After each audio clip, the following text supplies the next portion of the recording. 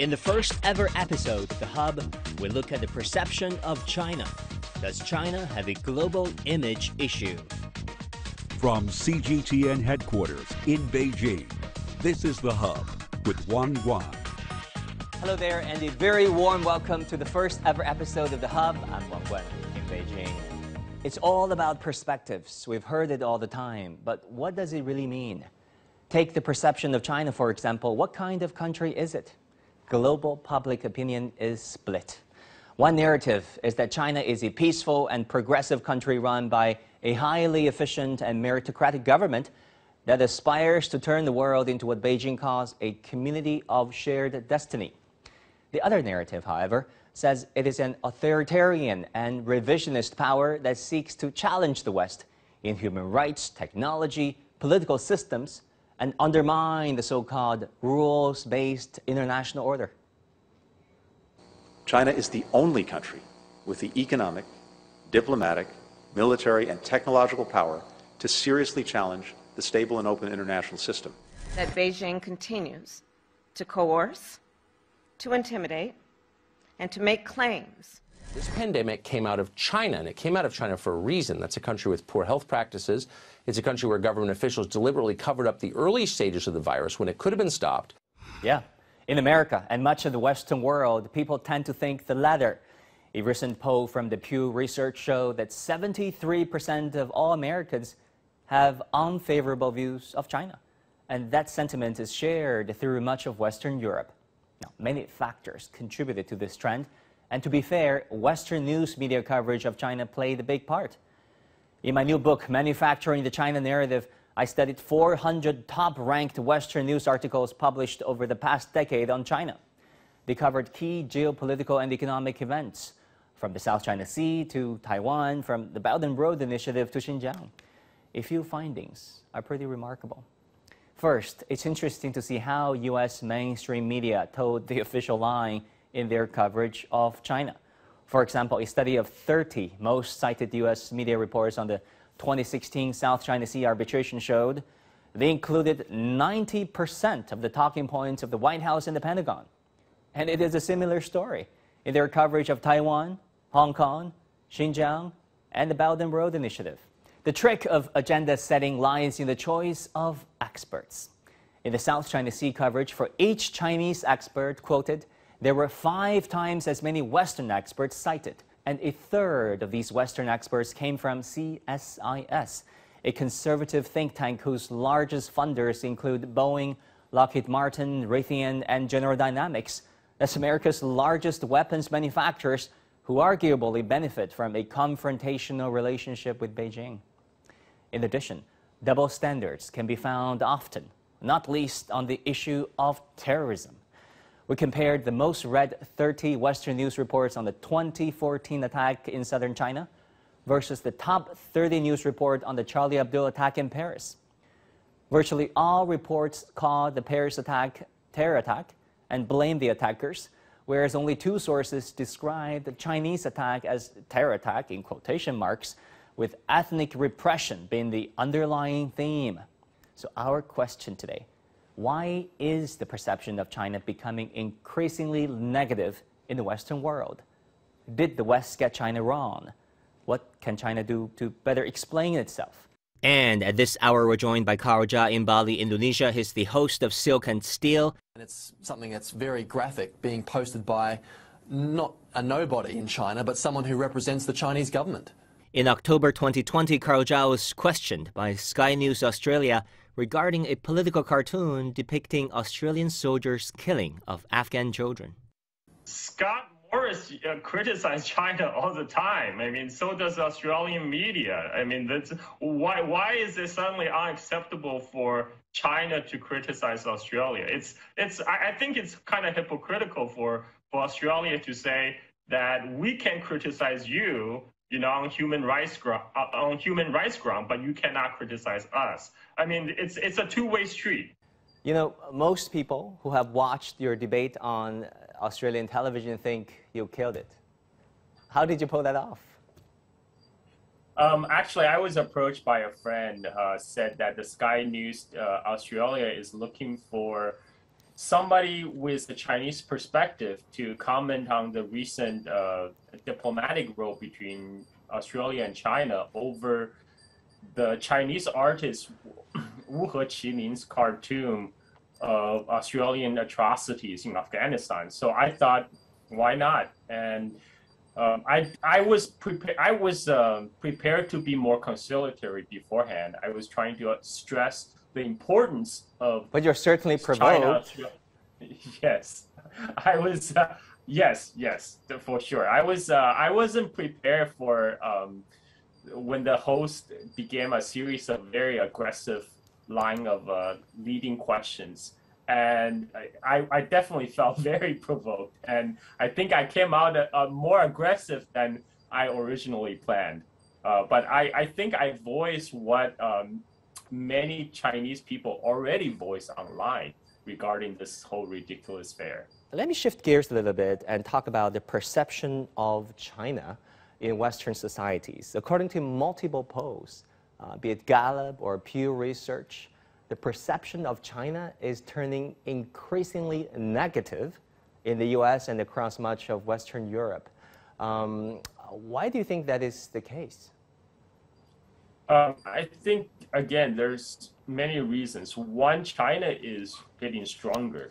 I remember in 1990s, the whole narrative in US was that we don't like the Chinese government, but we like the Chinese people.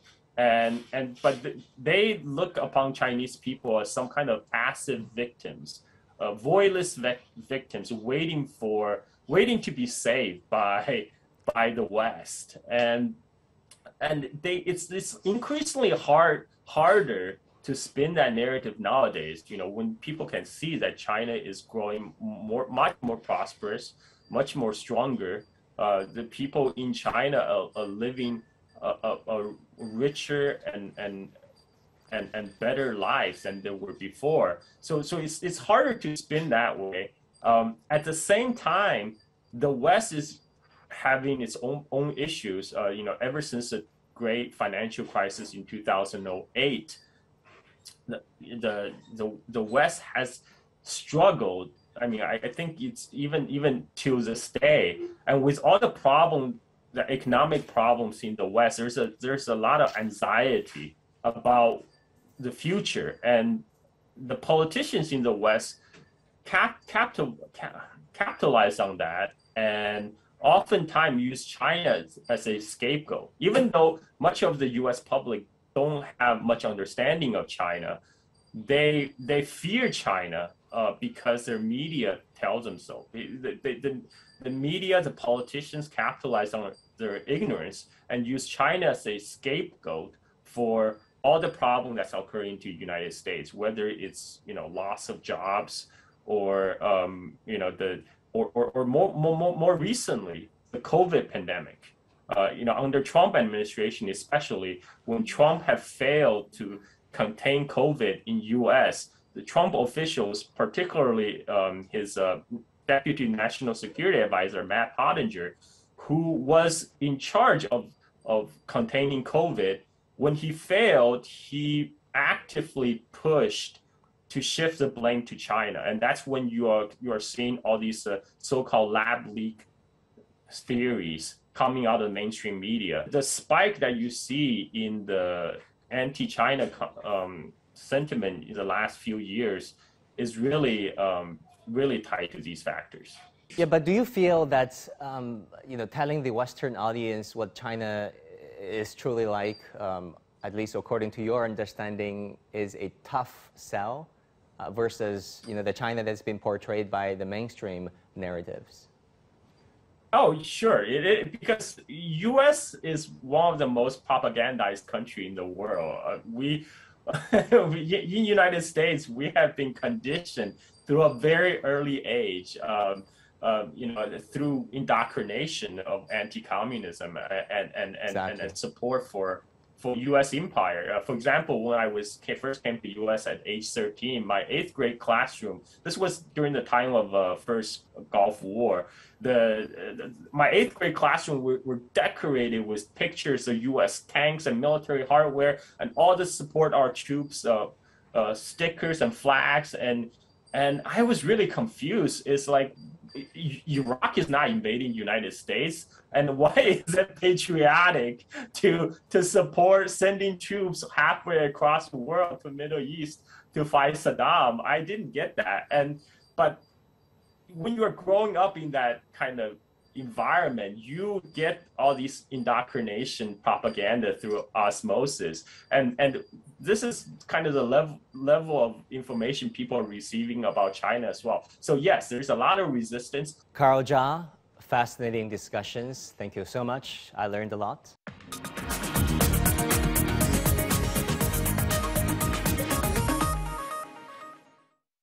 Now, for more on this, let's loop into other panelists. Raz Galler is co-founder of Why China, and he's also a social media content creator. And Tony Nicholson is actor, fitness coach, and entrepreneur. And in this segment, let's look at China's global image from a slightly different angle. Is Guangzhou in America? What?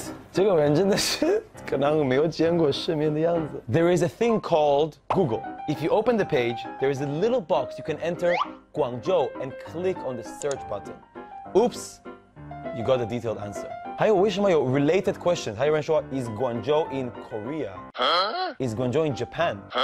Is Beijing in Japan? What's happening with people? 通网了吗？通网了吗？没通网。Hey guys, I'm Tony, fitness coach, actor, and entrepreneur.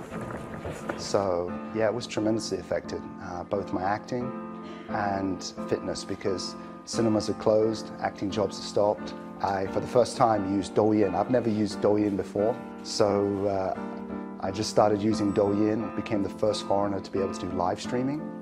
And every day I would get on Douyin and just start talking to people and say, okay, what you need to do is 8 minutes, Karato, Qigong, and meditation. And I do it, you know, in my house because everyone was confined to their homes. Hello guys, welcome back to The Hub. I'm Wang Guan, and I'm so happy to be joined today by Raz Galler, co-founder of Why China. Hello there, Raz. And also by Tony Nicholson, actor, fitness coach, and entrepreneur. So good to have you with us on our show. Raz, let me start with you. How often do you find yourself in a situation where you're like, man, this foreigner really doesn't know that well about China, or this Chinese guy really doesn't know much about the West? Well, to be honest, very often. I think it's a very normal thing to generally not understand much about other cultures and just know very general things or stereotypical ideas. It's a daily encounter. Of course, when I meet somebody in China, they might not necessarily know much about my country, and I'm from Israel. But at the same time, when I speak to people back home or from other countries that do not know much about China, don't speak the language, their understanding of the most basic things could be close to zero. And for me, it's shocking because in the internet era, the information age, there should be much more openness to learning more about other cultures. And it was quite often that when I would try to share with them things about my basic day-to-day life here, they would not be knowing a lot about some general things. Tony, let me go to you. You have lived in China for over, what, 18 years now? 18 years, yeah. 18 years. I came to China when I was 17, so yeah, it's a long time. You kept telling us that it's China that made your China dream come true, right? Yeah, so, you know, when I first came to China, I went to Guangdong province, and I was the only foreign student in my university, so the first foreign student they ever had. And, you know, I was just so amazed at how hard people worked, right? You know, and, you know, when I lived in the West, I didn't know much about China at all. And then when I came here, I realized how nice people were, how hard people worked, and it inspired me to say, you know what, I can work hard too and make a life for myself. And for me, it started off with fitness, and I've been able to do amazing things here, things I would never be able to do in the West. You know, one of our big goals in health is with our company is to help drop 1 billion kilos, which is 250 million people each losing 5 kilos. You know, you wouldn't be able to do that. You wouldn't be able to do that anywhere else in the world. So only in China.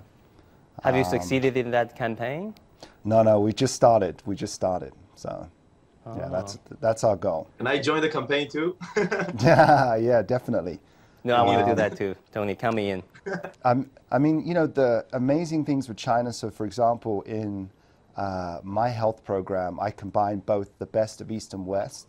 So in the West, it's core health, core fitness, and in China, I combine Qigong, prostrations, which is called Karato, and then teachings from Laozi. Laozi's been a big part of my journey here in China. Why Laozi? I mean, what part of his philosophy that inspired you the most? Everyone in China is very familiar, well, around the world is familiar with the journey of 1,000 miles, begins with a single step, but there's much more in Laozi's work. He's got 81 essays. So, for example, there's a saying which is, what is a good man but a bad man's teacher, and what is a bad man but a good man's job, right? So there's many profound teachings in his works that I found very impactful in my life. For example, there's teachings about water, you know, being like water, being flexible, being like the ocean, which is the most powerful force in the world. So Bruce Lee stole the line from Laozi. I saw that video about Bruce Lee. Well, I'm not sure about that, but I know there's a lot of references to water. Like, for example, the ocean. You know, the ocean's the most powerful force in the world because it remains low.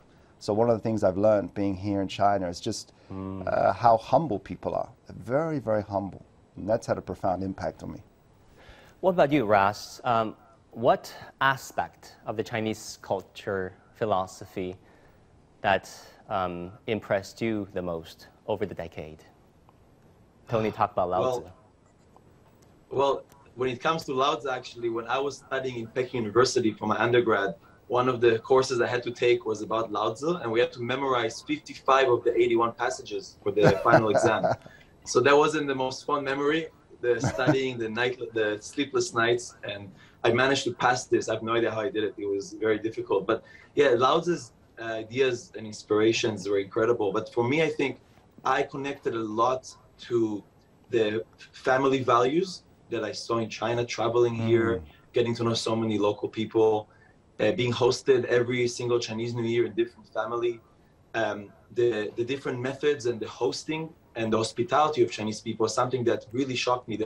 The love and the patience and how much they give you and how much they want to be there for you and make you have the best time ever. That's something that I think many other places I didn't feel that warmth, and made me feel like that I'm part of the family. Everywhere I go, a lot of times I don't feel like a stranger, and that's something that as a foreigner, as an expat, you would, you know, always fear a bit that you're a bit different. But in China, there's a lot of things about how they host people, hospitality, and then especially how much they value their families, how much they fight and work hard for their parents, for their grandparents, and how much the grandparents and parents are doing so much for their children. So I think we do have a lot more in common than we are led to believe on many occasions.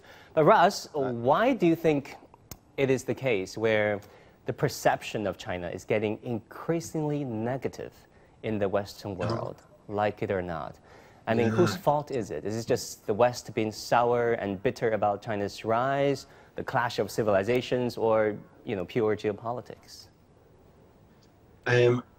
Of course, that people like Tony and me and I, we're very, I can see that we can obviously, we've been here many years, so we see a lot of the positive, real aspects of China. The three things I could come up with that are the reason why the perception of China is becoming more negative is as China rises and becomes more, more rich, dominant, diverse, is the first, I call it the fear of the unknown. It's a very normal human trait of fearing something you don't know. So the lack of information, lack of education about China.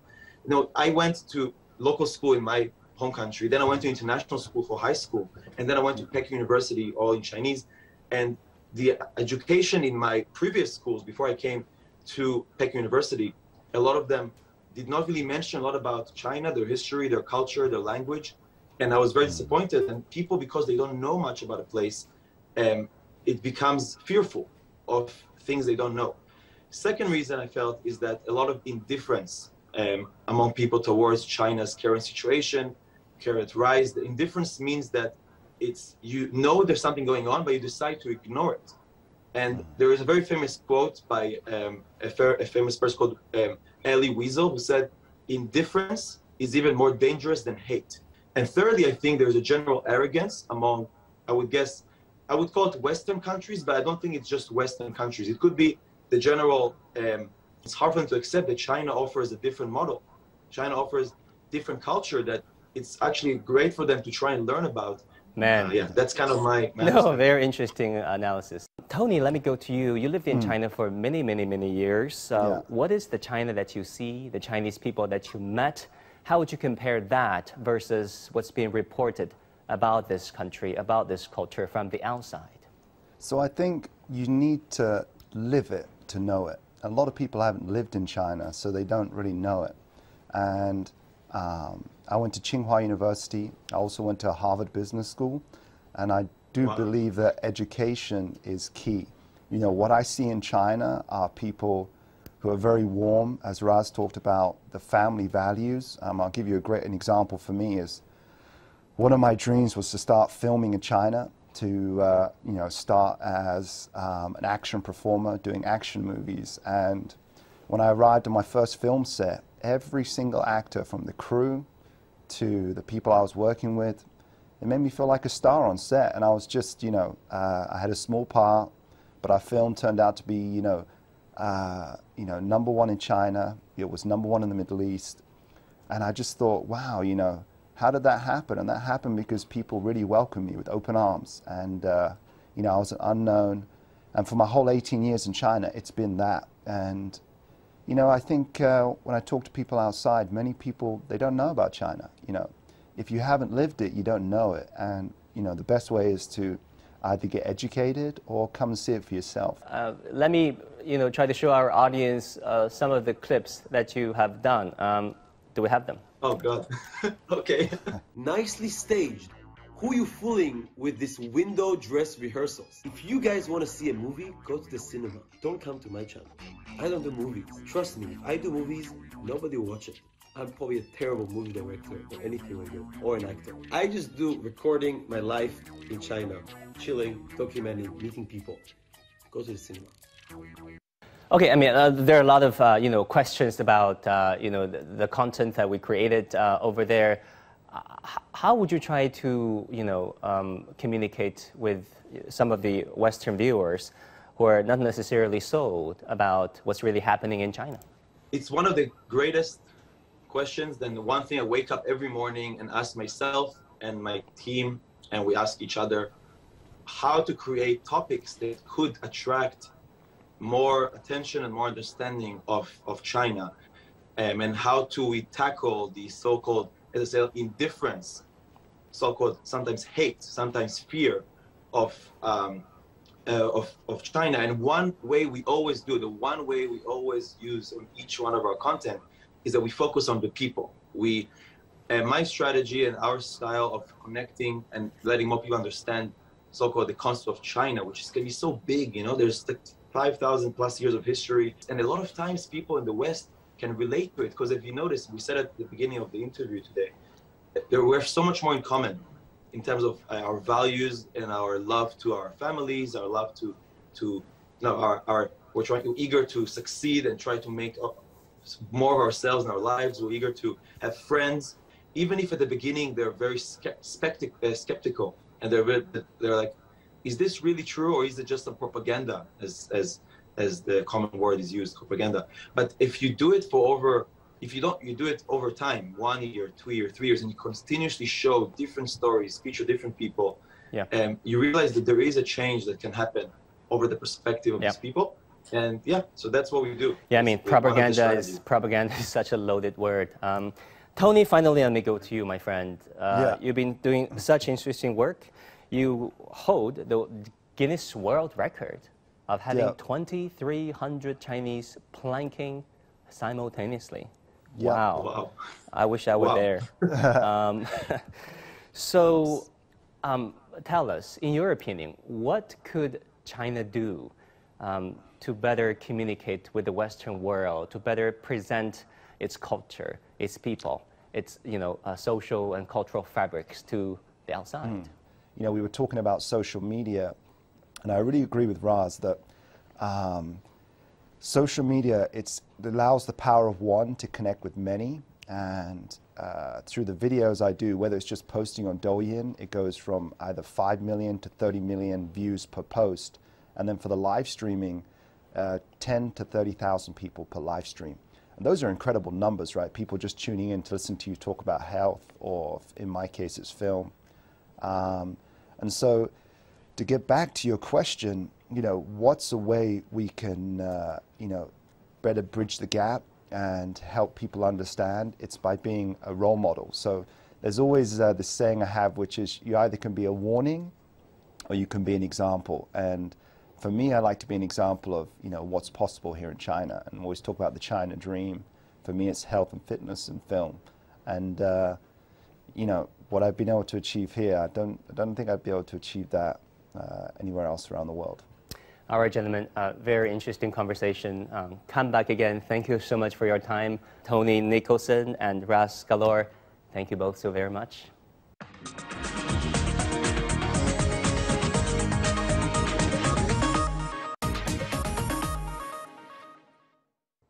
And finally, a look at what's trending on social media. Since we've been talking about the perception of China, here's my pick for the day. This is a cartoon done by my wonderful colleague at CGTN.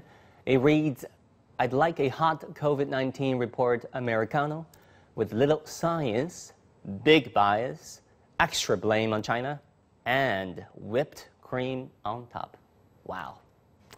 And that will do it for this edition of The Hub. If you have any questions, comments, or suggestions about this cartoon or our show, feel free to contact me on social media, on Facebook, Twitter, or Weibo. Send us your social media content too, because we might just pick your content next time around. Thank you for joining us on The Hub. Our news coverage continues at CGTN. Bye for now.